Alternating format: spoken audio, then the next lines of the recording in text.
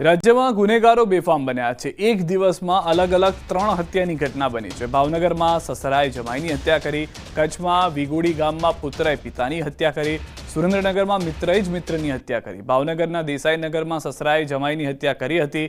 હવે તીક્ષ્ણ હથિયારના ઘા મારીને યુવકની કરપીણ હત્યા કરવામાં આવી। શહેરના દેસાઈનગર પુલ નજીક સસરાએ જમાઈનું કાસળ કાઢી નાખ્યું। છેલ્લા લાંબા સમયથી પતિ પત્ની વચ્ચે ચાલતા છૂટાછેડાના કેસ મામલે રોડ ઉપર સસરાએ જમાઈની હત્યા નિપજાવી હતી।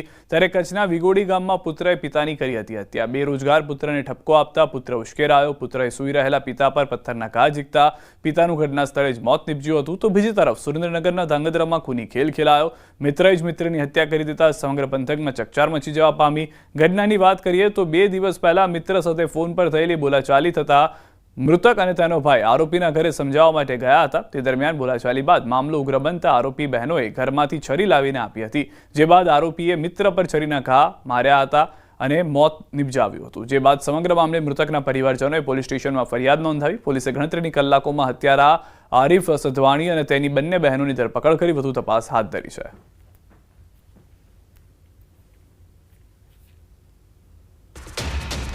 તો ભાવનગરમાં દિવાળીના તહેવાર પહેલા હત્યાની ઘટનાના દેસાઈનગરના સસરાએ જમાઈની હત્યા કરી, તીક્ષ્ણ હથિયારના ઘા મારીને યુવકની કરપીણ હત્યા કરવામાં આવી। શહેરના દેસાઈનગર પુલ નજીક સસરાએ જમાઈનું કાસળ કાઢી નાખ્યું। છેલ્લા લાંબા સમયથી પતિ પત્ની વચ્ચે તેને લઈને ઝઘડો હતો, જેનો બદલો લેવામાં આવ્યો છે।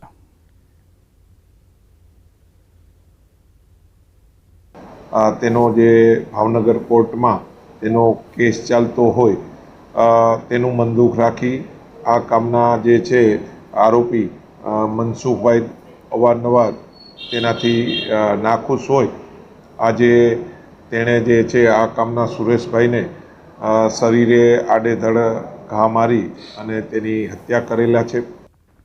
અમદાવાદના સરખેજમાં પ્રેમ સંબંધનો કરુણ અંત આવ્યો છે કે જ્યાં પ્રેમીએ સામાન્ય ઝઘડામાં પ્રેમિકાને મોતને ઘાટ ઉતારી દીધી। પ્રેમીએ મિત્ર સાથે મળીને પ્રેમિકાની હત્યા કરી મૃતદેહને કેનાલમાં ફેંકી દીધો હતો।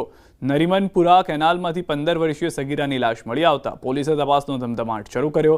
સગીરાની માતાની લાશની ઓળખ માટે બોલાવતા તેમની દીકરીનો મૃતદેહ હોવાનું સામે આવ્યું। મૃતદેહ મળી આવ્યા બાદ સગીરાની માતાએ અજય ઠાકોર વિરુદ્ધ ફરિયાદ દાખલ કરાવી।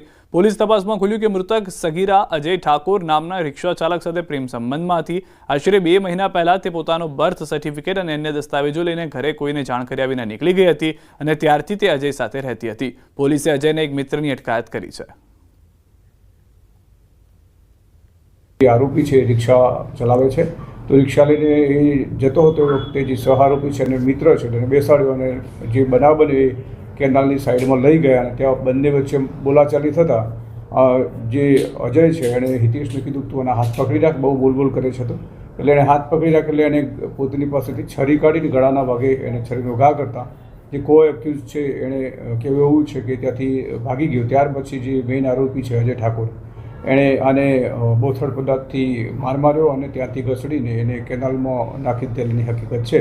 હજી મુખ્ય આરોપી પકડાયો નથી।